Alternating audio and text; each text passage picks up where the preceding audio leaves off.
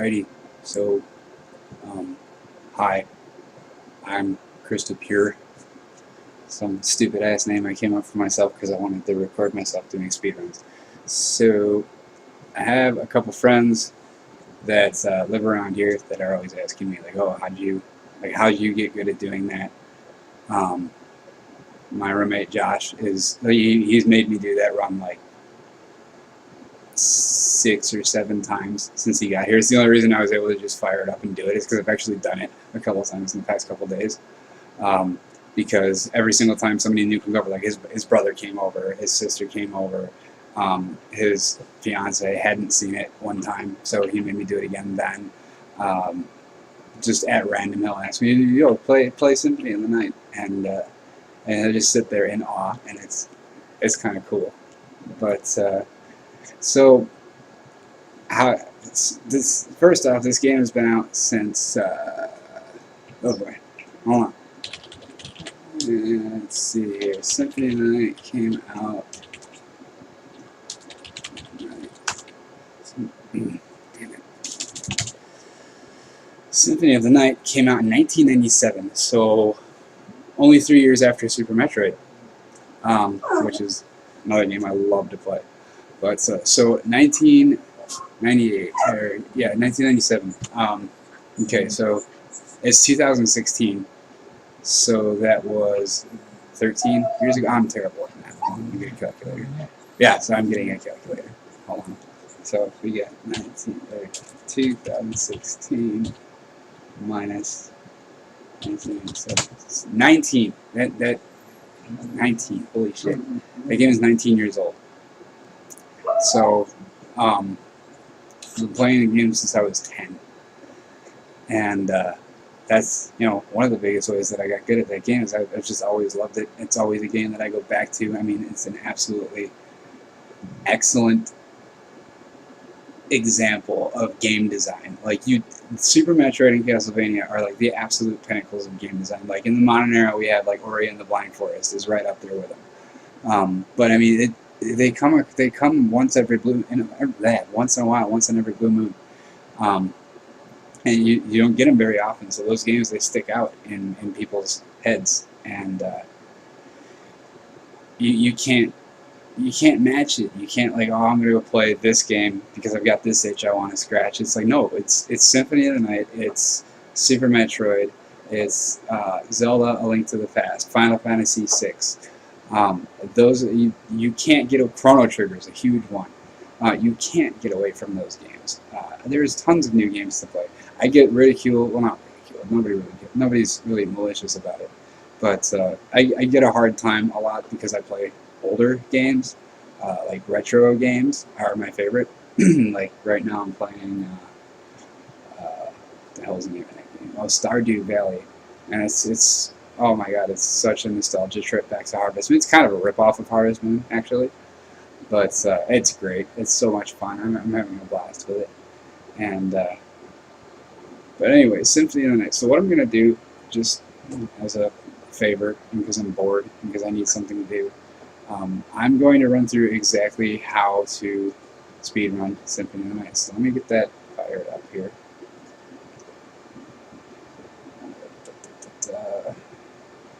Let's do a window capture. Call it by SOTN. Go over here.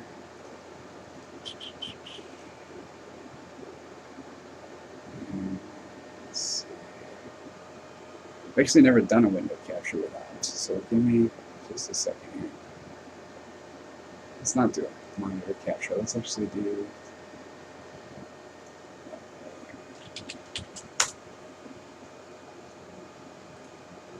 Ooh, wow, that's quite large. Let's see here. So, how would we go about fixing this? First off, y'all can't see me no more. So let me go ahead and move myself up there. Boom! God, I'm good at this, right? Make this like that big-ish. That big-ish. I guess I could probably be a little bit smaller. I'm not really that important. Make that bigger. And now, if if I get this out of the way, I'm going to take this and make it maybe a little smaller. I don't want to do that. Hold on. I guess that's fine the way that it is. Okay. So that'll work. I mean, I'm not sure why it puts this window in front of the other one. That's kind of strange. But so what we'll do is I'll just go ahead and close that down because I know it's working. I'm gonna play it. I'm gonna play the video with with the audio off, so that I can kind of talk over it without much of a distraction. I think all I did on this run was play music in the background anyway. I think I had the game sound turned off the whole time. But the first thing that's really super important to getting a good time in Symphony of the Night, something that you're going to see really quickly, and I'm not going to have a whole lot of time to explain because I'm going to have to explain an exploit right off the bat. There's something called shield dashing, and basically what that is if you press the triangle button, that by default, that is, it's an evasion. It slides Alucard back, and he's able to evade like a sword swing. It's really useful in an unarmed run because you got to punch at him, and in that time they're going to have time to wind up and attack, and it's really the only way to avoid damage. You just slide out of the range. But anyway, getting off topic a lot, I do that. But so the shield dashing is if you press triangle, you can do that about this fast. It's like triangle, triangle, triangle, triangle. That's how fast you can do it normally. However, if you pull out a shield, right, it works with a lot of different items. Anything that only takes one frame of animation to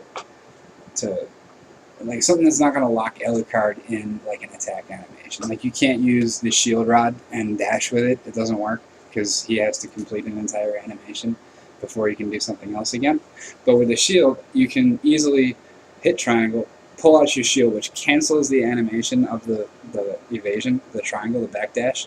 It cancels the animation, allowing you to backdash again very quickly. So if you take your fingers and you go like this on triangle and circle, which is where your shield is, you can move very quickly because you are canceling your backdash animation with your shield, and then you are canceling the shield animation with a backdash, and it allows the process to be performed very rapidly, and it's the most efficient way to move around in the game. So let me go ahead and fire this up real quick.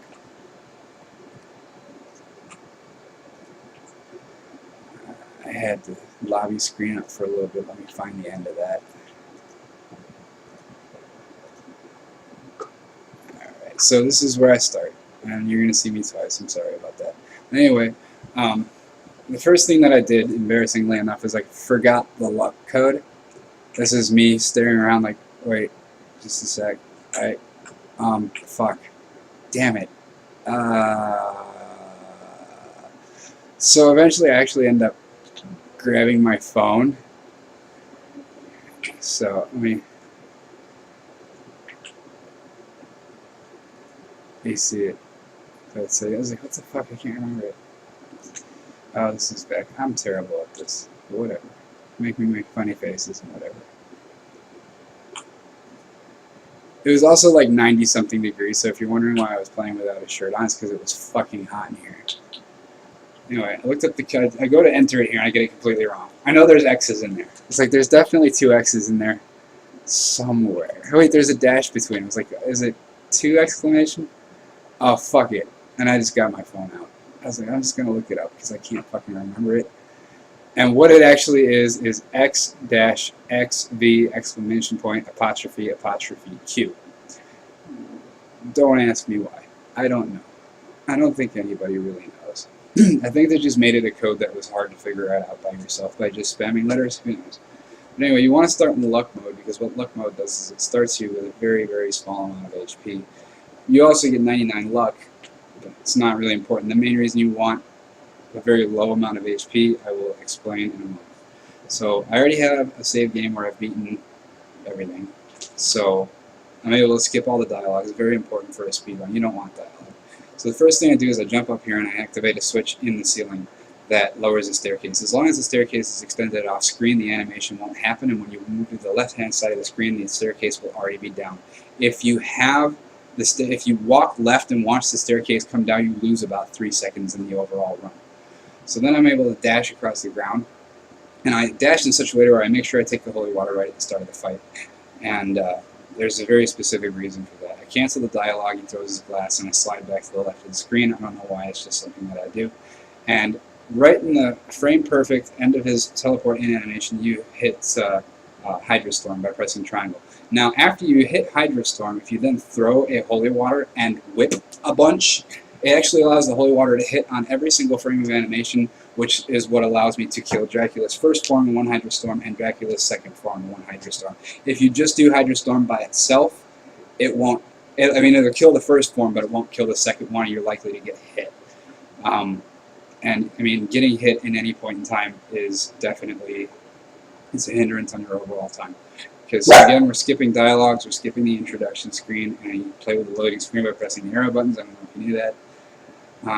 But here's Alucard dashing to the castle. I have to have seen this opening like 5 million times, and I still think it's fucking cool. Super cool. Alright, so backdashing is that. You can move incredibly quickly. A lot of people will jump the enemies in this corridor. I actually find that it's a fraction of a second faster to actually kill them and know where they each spawn. Like there's going to be one there, there's one paired with the warg, and then the second, this warg up here, he's going to have one spawner behind him. And then from then on, there's one right before they exit, and you have to go from there. They go straight through the cave here. I completely avoid the bats. I don't give a fuck about any bats. Jump across. Okay, so this area is very critical. I'm actually going to pause this to explain what happens. Okay, so in the start of the game, you actually start with the best equipment, well, arguably the best equipment that you can start with in the game. There is better equipment, but not significantly. Like if I had a Chrysogrim, that'd be cool, but it's a really fast sword you get later in the game from killing a Shmoo. So you have the Alucard sword, the Alucard shield, Dragon Helm, Alucard mail, Twilight Cloak, Necklace of J, and Lapis Lazuli. Lapis Lazuli, that's actually something that's granted to you from starting in luck mode. You wouldn't normally have that. But what I do is I take off the Alucard shield, the Dragon Helm, the Alucard mail, Twilight Cloak, and the Necklace of J, because all of those things are granting me defensive stats. As it stands right now, my defense is sitting at 39. I need that to be as low as humanly possible. And that is because, once we close out of this, I could probably take the equipment off faster, but I'm lazy. So I have 25 max HP, okay? And the reason that that's important is because there is an exploit in the game, not really an exploit, it's something that happens for effect, something to show that Alucard has really taken some damage, and that's called a big toss.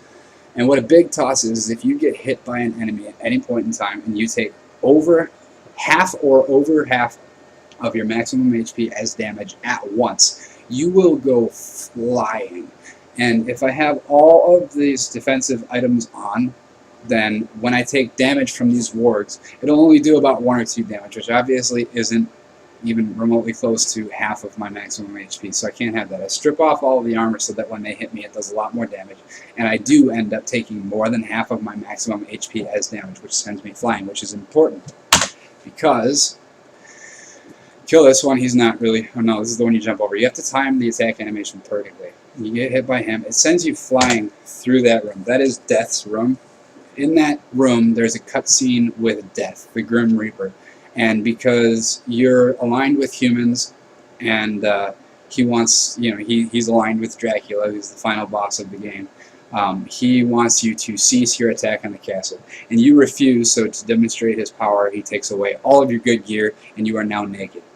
Like, well, not literally naked, he's wearing a fucking cape, but you get it. You have no equipment whatsoever. You start the game with nothing.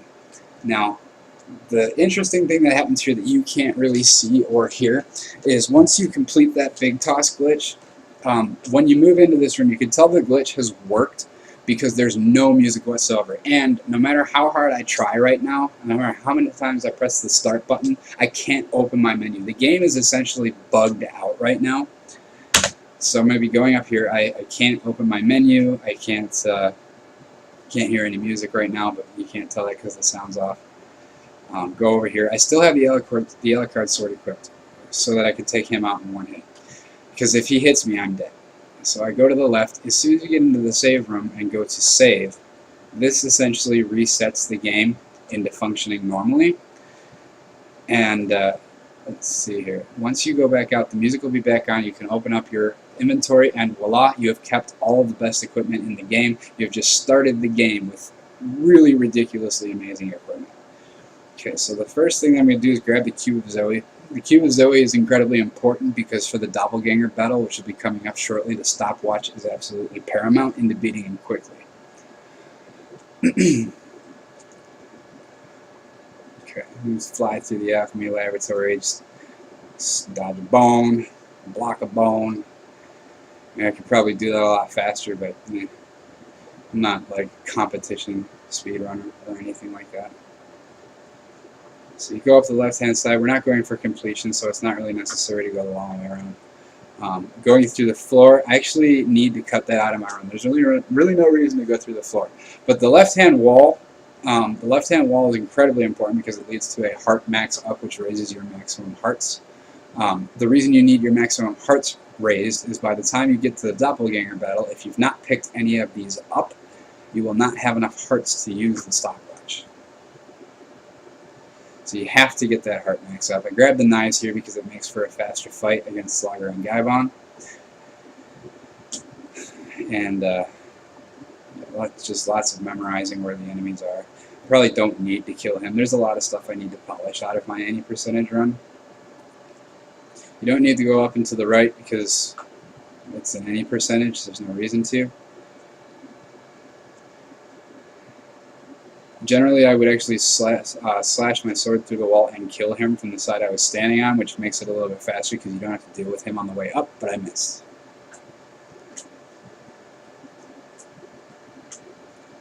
Okay, so through this room is the battle with Slugger and Gaibon. It's important to note that the fastest way to the floor is actually to take the left wall and dash over, because you've actually got more room to dash. There's not as many animation breaks with you falling.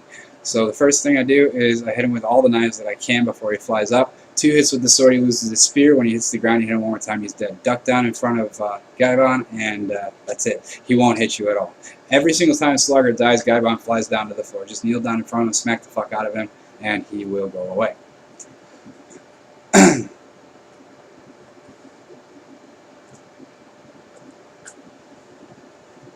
Lots of pretty cool timing with backdashing and attacking, if I don't say so myself.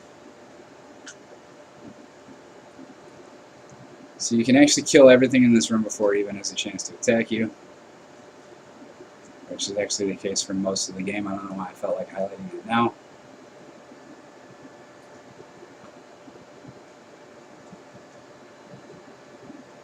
Okay, so you see me whacking all of these candles. Frankly, that's completely a waste of time. The reason I'm doing it is because I can't fucking remember which one the stopwatch is in. I know it's one of the paired up candles, and I know it's at the edge of a staircase, but I always get it mixed up which one. I hate Fleeman.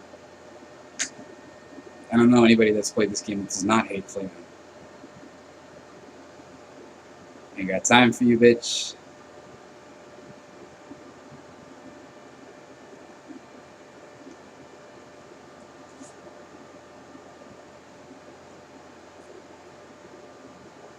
So I gotta keep an eye on my dogs. Yeah, that ain't it either.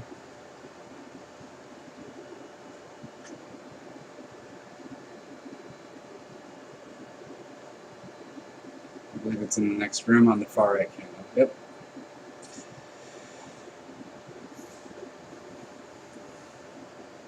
Okay, so up is the Jewel of Open. There's absolutely no reason to go that way in any percentage run. I do grab the Jewel of Open in this run because I got confused and forgot that I didn't need it.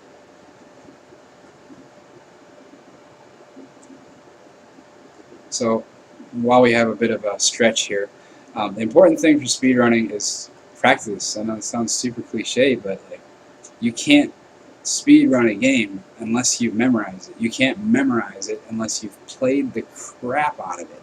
There's absolutely no way it can be done. You're absolutely kidding yourself if you think you can just pick up a game and speedrun it.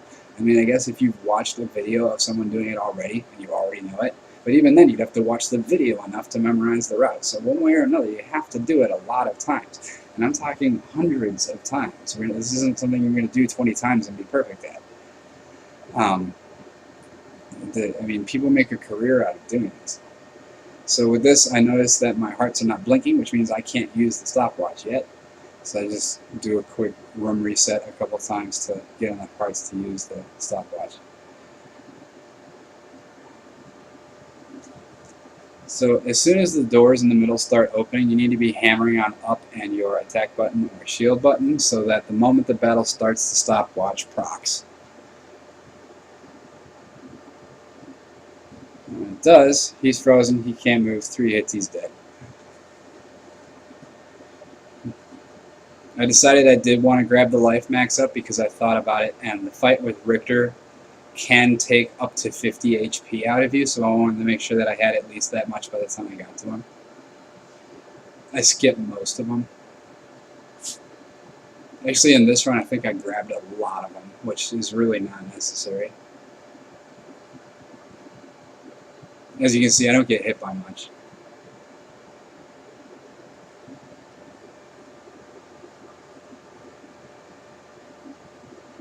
So yeah, you've got to love the game you're trying to speedrun. Like if it's a game that you pick up for a couple hours, sit down on the couch and play on the weekend, and then you don't touch it again for like a month, that's not the game you should be speedrunning. You should be speedrunning the game that you can pour hours into without getting bored. It's got to be entertaining, or you're just not going to have the passion to carry it out. Like there's got to be something in it for you too. It's not just something you go online. It's like, oh, I feel like doing this today because I feel like it. Like it's got to be satisfying. It's got to be entertaining. It's got. Even if you're really really good at it, you're really good at it. It could just be the motivation of like a lot of people are going to look at this on YouTube. Like that's pretty cool, right? Would you leave me alone? No. You want to talk to people about speedrunning? This is Wiley on the topic of speedrunning. He's an expert.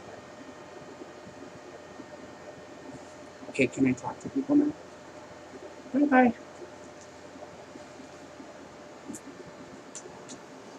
Okay, so I got the wolf form, followed the elevator all the way back down. I'm actually going back to the room that we first met Maria with the clock for yet another exploit. So later on in the game, there's a relic called the Leap Stone, and what that allows you to do is double jump.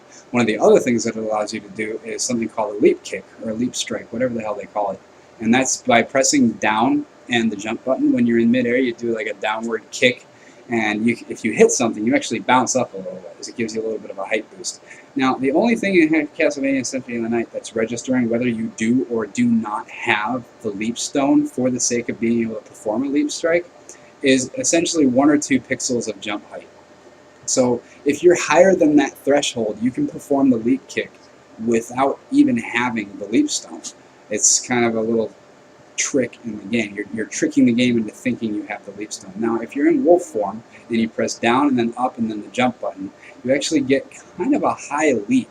And if you then shift back into, fuck you, Flea Man, if you shift back into Alucard form, you're actually at the proper threshold to do a leap kick, which allows you to bounce off the candle and get up to here before ever getting the leap stone. Normally you would not be at this part of the game without the leap stone. You can't reach it. So using an exploit, we do something that's called a sequence break. Sequence breaking is probably the flashiest way to speedrun. It's a lot of the times it's what people tune in to see, is what kind of sequence breaks there are. It's probably the coolest part of speedrunning. Is sequence breaking. Basically beating a game in an order it wasn't intended to be beaten in. I shouldn't be here for like another hour. So I grabbed the garnet out of the middle vase because I need to sell it to buy the Jewel of Open that I don't need. Could probably cut that out of future runs entirely. And I also go over here to activate a portal so I can return later for Echo of Bat to get the ring that I don't need. So I didn't need to come over here either. 2 things that I really screwed up. I'm used to doing like a full completion run, in which case I would have to get the gold and silver rings and explore the entire castle. And this is actually a route that you would take if you were planning on doing that, because it allows you to get to the Aurochs's quarters much faster later, because you'll warp from, oh man, I'm trying to remember my completion route. It's been a while since I did that.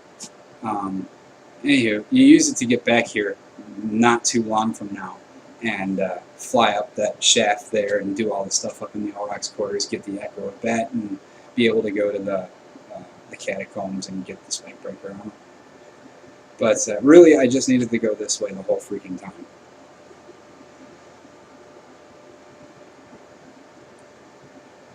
I get hit by a lot of things through here. I'm not sure why. Usually I'm pretty good in the Coliseum. The Coliseum is actually one of my fastest areas when I'm doing a completion route. I've got it really, really, really, really well memorized because of how many times I had to try and perfect the Shield Rod hallway.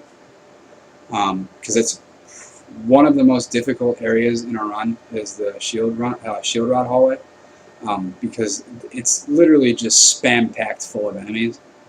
Ranged ones, short-range ones, tanky ones, squishy, like they throw everything at you. The reason being is like, and it seems like overkill if you don't know what the Shield Rod does, which is the case for a lot of players because it's a really crappy weapon by itself. But the Shield Rod mixed with the Alucard Shield causes you to deal 255 damage per second while you have your shield out, makes you invincible, and refills your hearts, and not your hearts, your life, every time you're hitting something. So it's basically the effects of Soul Steal and like God mode. It's absolutely ridiculous, and it's pretty crucial to a speedrun since most bosses can be killed in under a second with the Alucard shield and the shield rod. Ooh, what was that noise? What are you doing? My dog really wants to be a part of this. Both of them. What about you? Okay, and making a special guest appearance would be Samson. And he wants you to know that I dropped down way too far here and got the Twilight Croak, which is why I had that strange look on my face there. I was like, wait, what? Because I went down one too far. But I was supposed to hug the left a little bit harder and go down the hallway. Thank you for that bath. Because the shield rod is down this hallway.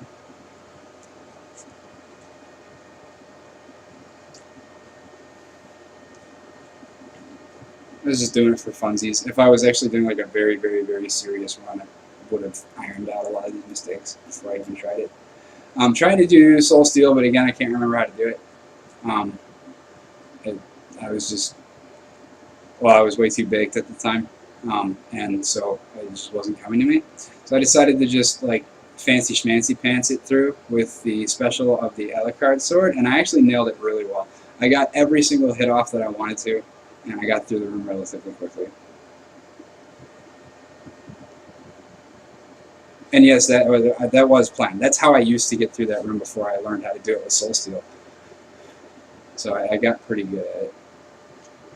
And over here is the shield rod. Same thing, I'm supposed to use Soul Steal, but I couldn't remember it, so I just decided to do a lot of quick dodges with the Alucard special. Take out what I could from afar. Here I actually conveniently got knocked pretty much exactly where I wanted to go. Took out the last of the gun dudes, took the shield rod. I mean, it could have been done faster, but it was still much faster than it could have been. Like, you can get locked up in that room for like almost a full 30 seconds if you suck at it. And another 30 seconds on the room behind it just added a minute to your run. It's really easy to get fucked up there. Like I said, probably one of the hardest parts about a speedrun is grabbing that shield rod. So here, again, I talk to the librarian, I sell my gems, I buy the Jewel of Open for no really great reason. I even look through the shop and do some browsing for whatever reason, like looking for, I don't know, I guess I was thinking about grabbing the duplicator. I don't know what was going through my head, but I was like, hey, does he have anything new? Nope, still the same game from 1997. So go over here. The objective at this point is to get the bat form. I royally screw up the exploit here. It's the same exploit that I used to get into the Coliseum, where you glitch the game into thinking you have the leap stone so you can do a kick and bounce yourself up. There's another glitch that happens here. If you turn directions really quickly as a wolf while you're on stairs and jump, you go flying. I don't know why. That's actually an exploit I really don't have an explanation for. It just works. But it doesn't quite get you high enough to get onto the platform. What does get you high enough to get on the platform is shifting back into Alucard form, leap striking off of one of the books and grabbing the ledge.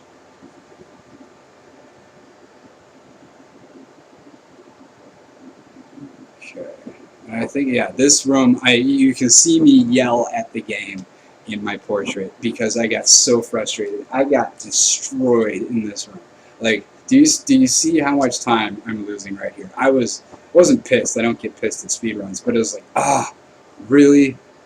Like, they should have done that a lot better. And I still hate Fleaman. Fleaman in Flea Armor is just a treat. So, Alucard shield. Press the shield rod button and the Alucard shield button at the same time. Pull your shield out, run into something, and it fucking dies. Like, now.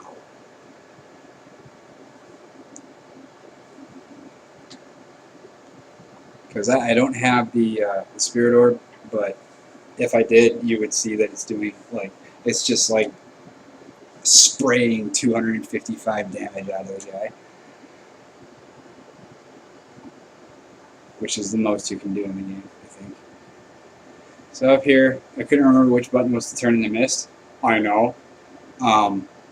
So I jumped 3 times because I got the button wrong twice.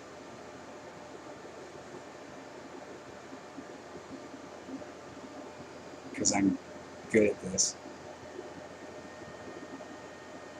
Can't make that jump without the leap stone, but I can be a bat now. So from this point, you've got bat form. You have absolutely everything you need to just go straight to the final boss, which is where I'm going. You go back into you go out the side of the long library, which drops you off in the clock tower, the far clock tower, and just head up, go to Richter and kick his ass. I'll kind of explain some of the ways that I get through these areas, like Wing Smash. Now that you have Wing Smash, just abuse the fuck out of it. I don't actually use it nearly enough. If you put in the input for Wing Smash, which is hold X, start from the right and roll back around, and let go of X, if you continue that input over and over and over again, you can actually infinitely Wing Smash. It's probably the fastest way to get around the game. It's even faster than backdashing. So once you have Wing Smash, use the crap out of it.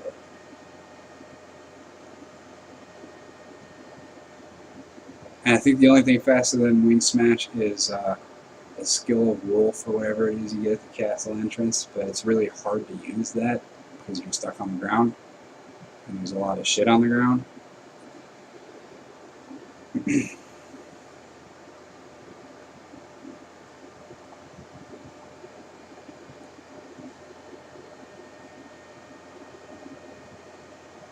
For some reason I decided I wanted to fight him, then I decided that I didn't.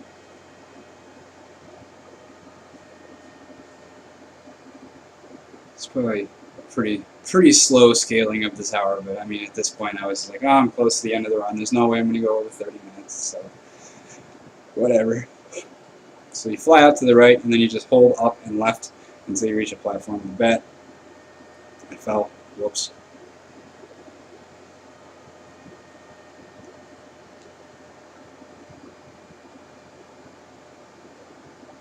I'm curious, I'm not sure, but the Super Nintendo had an extra layer built in to emulate a 3D effect. I forget what it's called. I'm wondering if that's what they're using here. Because I think this game was originally, it was geared to be developed for the Super Nintendo, I think. I could be completely wrong. So I go straight across, jump the Medusa. This is actually a relatively easy area to get through. So you drop down 3 platforms. I fucked it up, so I got hit, but whatever. I got hit like once. Jump the dagger, land over here, just go straight through. It's not hard to get through there. Here you just use the bat, fly all the way to the top, and Wing Smash to the left, and you don't have to deal with anything. You gotta really get that Wing Smash off really quick though. Again, in this room, it's deceiving. This room can take you a long time if you actually take the time to deal with the Vandal Knights here, but you have to keep in mind that there's a very brief period of time between when they die and they shift into their phantom form that they don't occupy the material world, and you can just slide right through them if you want.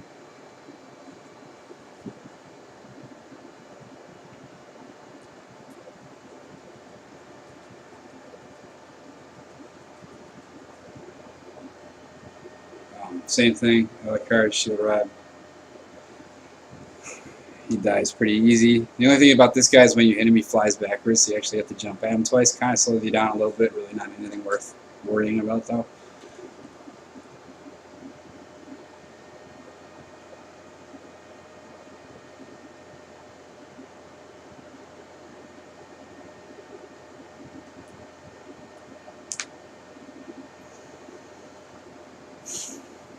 And here it's actually faster to ascend this room as a bat than it is to take the elevator.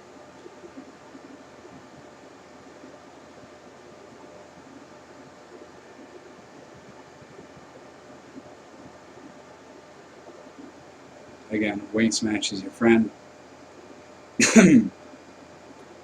So I take way more hits here than I probably should have.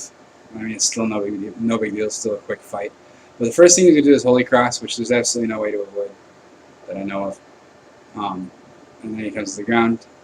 You usually just jump his Holy Water and Shield Bash when he's done. The second form is a little bit more unpredictable. He's usually going to start out with his, he starts out with his Fire Whip, period. And in a Hydra Storm, you can't really avoid, and he'll start whipping the crap out of you. But I mean, where he is on the ground kind of changes things in terms of how the fight progresses. And I had him in a really bad spot, so he hit me a bunch. He had me pinned against the wall, and I couldn't jump out. You don't want to get yourself pinned between Richter and a wall. But that's it. Time. And so key things to remember is, number one, memorize your route. You can use mine. You can optimize your own. Cut out the things that I said were mistakes. Another thing, you have to learn how to shield dash effectively, which generally involves actually holding the controller like this. Like these fingers are always on the top of the controller. I don't hold it like this because that would be asinine. So on the top like that. Memorize your spells. Be able to do them without even thinking about it, especially Soul Steal, because that fucked me up. Hellfire is also really important. It's useful for getting past things you don't want to deal with. You just Hellfire, hold the direction you want to go. When you get to the end of it, hold down. You'll cancel out of the spell and you continue moving. It's useful in getting past, if you're doing a completion run, it's useful in getting the run with the Jewel Knuckle early on. You can just Hellfire past that big shield knight thing that'll kick your ass. Let's see here. Remember the stopwatch at Doppelganger. Alucard, Shield, and Shield Rod is a huge thing to keep in mind. Wing Smash is a spell you have to know how to do on command every time without ever missing it. You need infinite wing smashing is not nearly as important, but it is really useful to know how to do. You got to be able to wolf jump, which is turning directions and jumping as a wolf. You've got to be able to convert that into a leap strike. Which, I mean, it doesn't take a whole lot of practice, but it does take some doing to get the hang of. If you want to do any percentage or a glitch run, I recommend learning the big toss glitches in the game. There's, I think, people have found like 6 of them. Just look them up. There's tons of big toss skips, tons of sequence breaks. Just do research into the topic. And it's not just Symphony of the Night. Like, this is how you speedrun Symphony of the Night. You can speedrun any game that you want to. It's the same process for any game. You just research it, memorize it, learn the tricks, find tricks yourself, record yourself doing it, go back, watch your videos, see what you screwed up on, what you could have changed. Look for, little itty-bitty hangs here and there that, like, while you're doing it, while you're practicing, you're like, oh, I'll just fix that later. But then you do the same thing the next run, the same thing the next run, the same thing the next run, just because it's something I just really don't care about it. Like, getting the crap beaten out of me by armored fleamen in the long library. Those are the things you have to fix. Those are your hang-ups. Those are the things that are slowing you down compared to the people who have figured it out. And if you want to have, like, the best time out there or whatever, like, those are exactly the type of things you need to avoid. The rest of the run, the parts that you feel comfortable with, the parts that you're just blazing through and it just feels like second nature to you, those are the parts of the run you don't need to work on. The places where you get slapped around, that's where you need to focus. Like, get yourself to that part of the game, or get yourself to a safe point that's like right before that part of the game, and just do it over and over and over and over and over and over again. The long library wolf jump, where you hit the really big set of stairs and bounce off the book and go get bat form, I still screw that. Like, that was a casual run. I haven't been practicing a whole lot lately, but even when I'm doing like a run that I'm recording to go show off to people, or a run that I'm doing for like Extra Life or some foundation, or a run that I'm doing to impress somebody because they don't think that I can do it. Like the runs that I actually take seriously, I usually don't screw that up, but there's been a couple times that I was like, oh, watch this, I'm a badass, blah, blah, blah, blah, and I'm going to beat Symphony of the Night. And then I get to that staircase and do it like 15 times, look like a total asshole. That's the type of stuff you got to work on. The stuff that's going to trip you up every time is the stuff you got to get ironed out as quick as possible. But anyway, I am Krista Pure, and that's how you speedrun Symphony of the Night. Okay, bye.